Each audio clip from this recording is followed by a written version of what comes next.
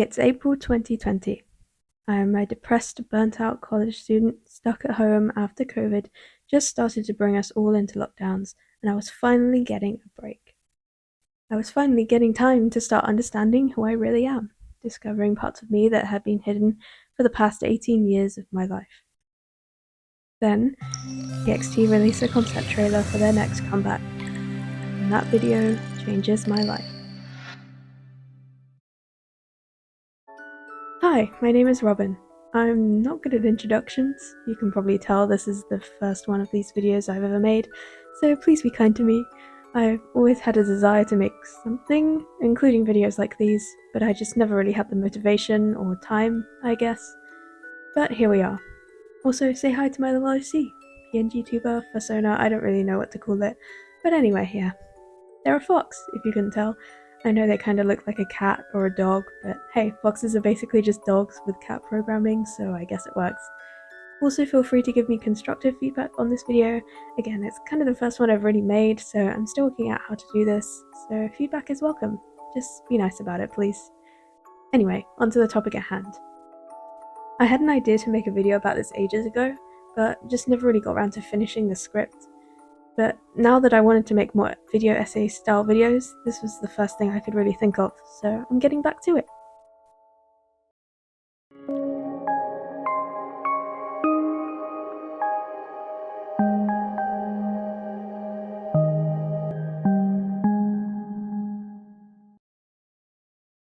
I started standing TXT basically since the debut. I still have vivid memories of standing outside my English class at college, watching the Crown music video on the lowest possible volume, and watching their debut showcase under my desk when I should have been writing coursework. I sort of half-stand them for a while, but it wasn't until around 2021 when they became my alts and I really started standing them properly. Within this time, I also discovered something about myself. I'm autistic. I first started figuring this out in about 2020, and it took a long time for me to really get comfortable with that label, but eventually, after 3 years, I finally got my diagnosis last year in October. Those might seem like two unrelated pieces of information, but for me the crossover is actually quite strong. TXT helped me in some roundabout distant way to discover that I'm autistic, and now I look back on some of the content, their music videos and general lore, and it really stands out for me. It's relatable to me in a way that is intrinsically tied to my autism, so I wanted to talk about it.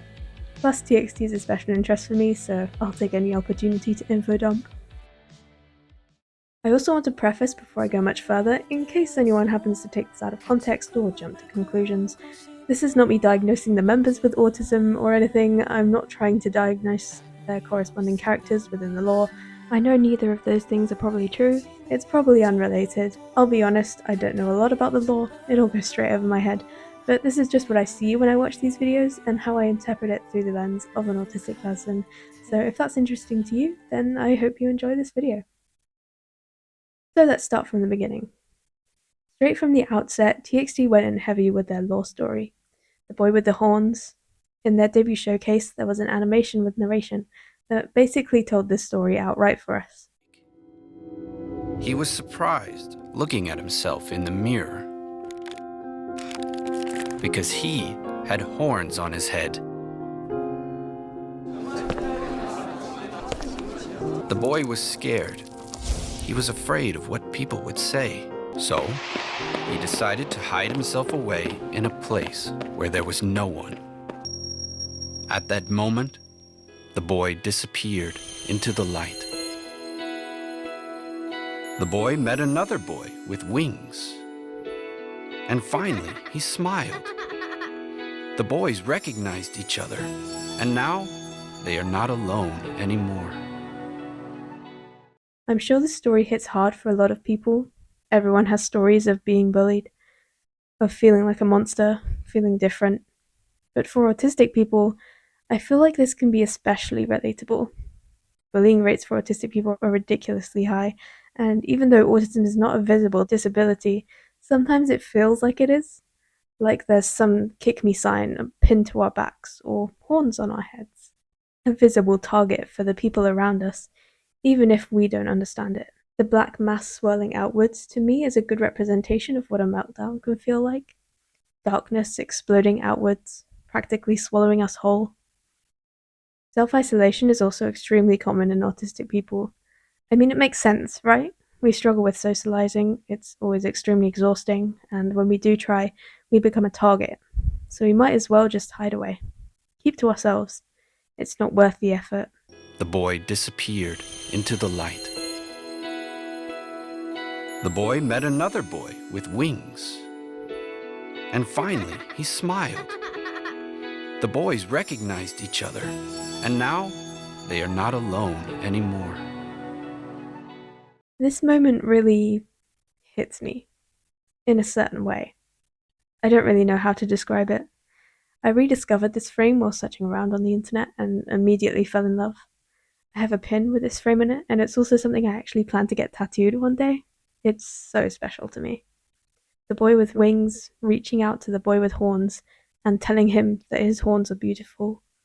When you've been bullied, shamed for something all your life, to have someone reach out and tell you that it's actually beautiful, that it's a good thing, something you don't need to be ashamed of, it's reassuring. And that's kind of what the autistic community did for me. As I was discovering this side of myself, it reached out a hand and reassured me that all the things I was shameful of for years, the things I was ridiculed for, were all part of something beautiful. Assuring me that the way my mind works is beautiful in its own way. This helped give me the confidence to grow and progress further in my journey of discovery, to truly discover all the parts of me I felt like I had to hide because of how people treated me. Thanks to discovering this community of other autistic people, finding my friends who also related and felt the same things as me, I wasn't alone anymore. So you can see why I want that frame tattooed. Just over a year after they debuted, TXT released the concept trailer for their next comeback, Eternity. Stuck in lockdown, I sit down to watch it. And the longer I watch, the more my heart sinks. The more I start to feel a painful twist in my stomach as I realize that this is painfully relatable.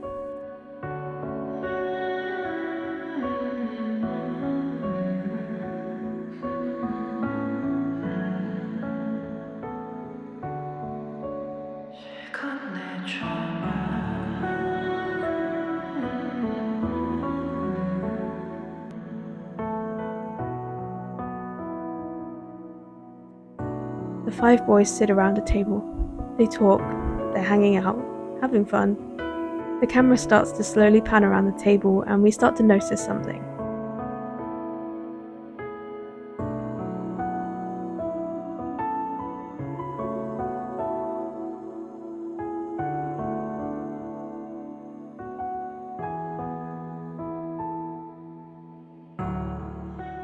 The table is getting bigger, and Subin is getting further and further away from the other boys.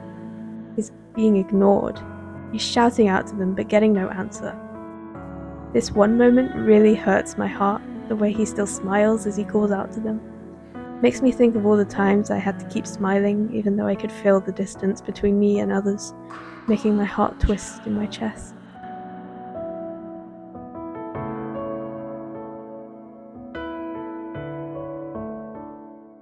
The table keeps growing bigger and we see all four of the boys together on one side and on the other, Subin. Alone. Still. In the dark. The music stops, giving us a moment of silence before the Morse code breaks it.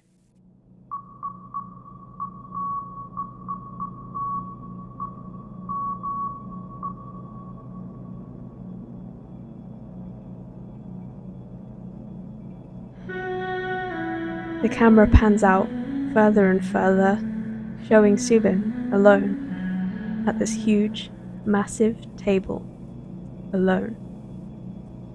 The silence feels almost deafening as it pans out far enough to see the four other boys having fun on the other side of the table, seemingly oblivious to their friend on the other side.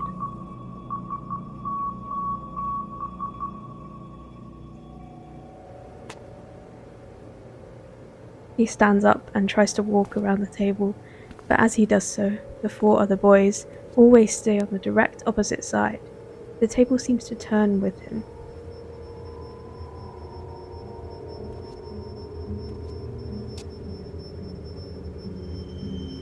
with nothing else to do, he climbs up on the table and walks forward. The ringing gets louder. As he reaches the center of the table, a loud, distorted sound rings out as he realizes he's stuck. He's stuck in a glass box, not able to reach his friends. Disconcertingly calm music starts to play as the situation dawns on Subin and panic starts to set in.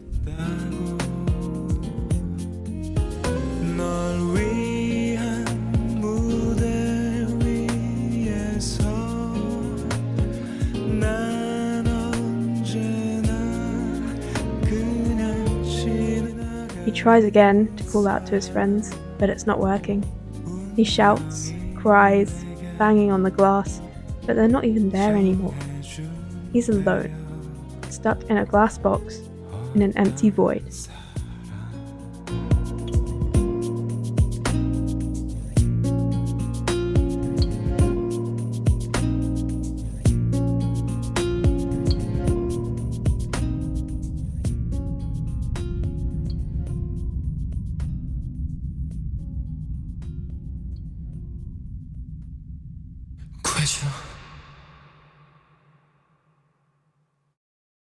This video is my favorite video TXT has ever made.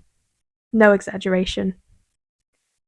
Not only is it so beautifully shot and edited, the music is beautiful, but it's just so darn relatable. It hits me in a way that no other video by them ever has. It's truly incredible, and it's just a concept trailer. This video really expresses how loneliness feels to me. It's a feeling I knew all too well. Watching friends drift away, feeling ignored, feeling like you're shouting out for someone to just see you, but they can't hear. The feeling of being trapped in your own mind. This video speaks to me on a personal level.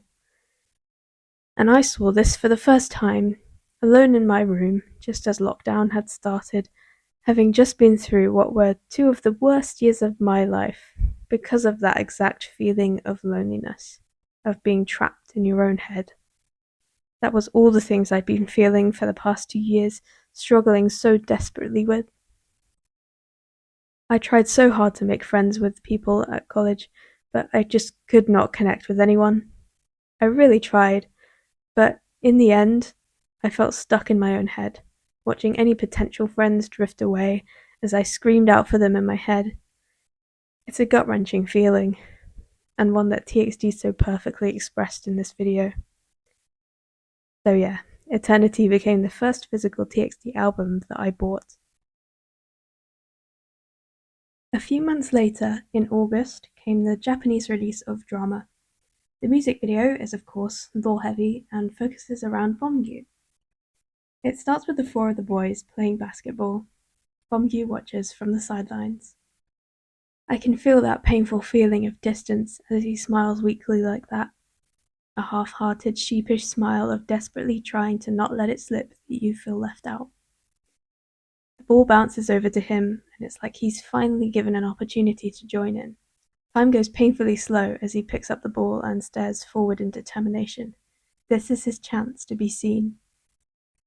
The camera turns into a disorientating POV shot, and we see the other boys waiting, looking at each other, confused.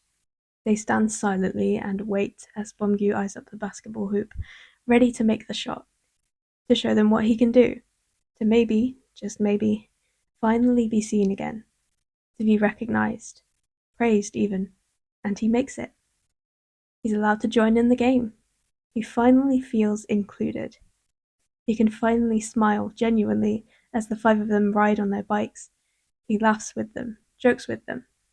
No longer is he sat on the sidelines. He's part of their group. For now. He's part of the group, right? Right? They ride their bikes through the tunnel, and Bomgyu is happy. That is until a rock in his path knocks him off his bike. He's hurt, but for a moment he lets himself dream. Maybe being hurt isn't so bad if it gets you attention. If you can finally be cared for. Finally know that people actually care about you. But of course, this was just a dream. A fantasy. He sits up and is instead met with the vacant stares of the four other boys. Sometimes I wonder if Allistics can actually read their expressions here, because I sure can't. They just look blank. It's honestly a little scary, unnerving maybe, to not really be able to tell what they're thinking as they look back at Bombgu on the floor. Do they care? It sure doesn't seem it, as they continue to stare, no one making any moves to help him up or ask if he's okay. They use a dolly zoom here, where the camera zooms in while the physical camera pulls back. It's a distorting, disconcerting video effect. This is the moment where Bombgu realizes he never really was part of this group, where he realizes he is still painfully alone in this world, left on the floor, hurt as the four others just sit there and stare. The zoom is almost a visual representation of the sinking in your stomach in that moment of realization. He never really was a part of that group. He was still left behind. This whole time, he was just watching from afar, laughing along as if he were part of the group, but in reality, he wasn't. He was just a tag-along. The distance between them had always been there, but only now was Bombgu realizing that. I don't know if this is how this music video was supposed to be interpreted, but that's certainly how I interpreted it. It hits a little too close to home. That feeling of trying so hard to join in with friendship groups, laughing along as if you're one of them, but in reality there's still this distance that you just can't seem to close. The feeling of judgment, even when you haven't really done anything worth being judged, not that you can think of anyway. Dreaming of being hurt just so you can, for once, be cared for, so you can confirm that those in your life actually care about you. But when you actually get hurt, you hide it. No one notices, and you're left feeling empty and alone. This music video is deceptively depressing. It's something TXT seems to be quite good at, the juxtaposition of emotions. Just look at the lyrics of basically any of their seemingly upbeat songs and you'll see. It's kind of their speciality. This music video is the same. The music is deceivingly upbeat, yes, but even the visuals are bright, colourful, full of hope. Until you get to the scene in the tunnel, where it's night. The other boys are still in their bright colours, but Bombgu is in muted, neutral browns. This is the moment where he starts to lose hope, as he realises that he never really was a part of this group. No matter how hard he tried to be a part of it, he wasn't. He might have convinced himself he was. The others might have included him for a while, but it wasn't genuine. The facade drops eventually. I think this is quite a common experience for autistic people. We will try our best to insert ourselves into friendship groups, to try and make friends with people, and they'll go along with it for a while, but then we become too much for them, or not enough. And then the distance grows, and soon we're thrown out, left on our own again. Just as we thought we might finally be getting somewhere. Just as we thought we might finally have found friends, found someone who cares for us. They show us that they never really did. Sorry if this got too depressing, but to be honest, that's just kind of a big part of the reality of autism. It's not all sunshine and rainbows, unfortunately, but it's not all bad. There are still so many parts of being autistic that can have their advantages and be great. I don't want this to seem like autism is all doom and gloom, because it's not. Autistic joy is very real, and it's one of the best parts of being autistic, and for me, TXT are one of the things that bring me that autistic joy. And even if it's not intentional, it makes me feel so happy that they have made me, and so many others, feel included by making this content.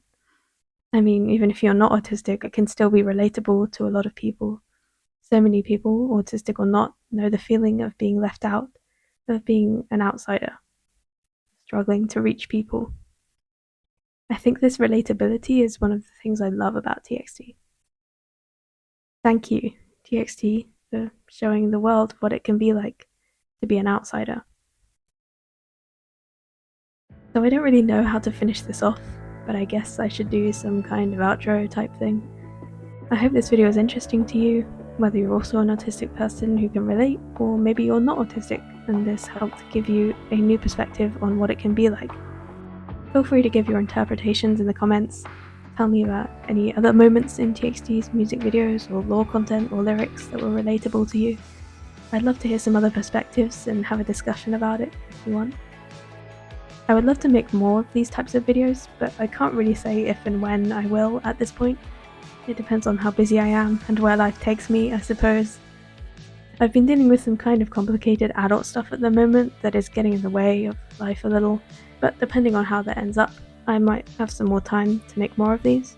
Or less, I don't really know. I still don't have many specific ideas for these videos, but feel free to leave suggestions in the comments. I can't promise I will make them.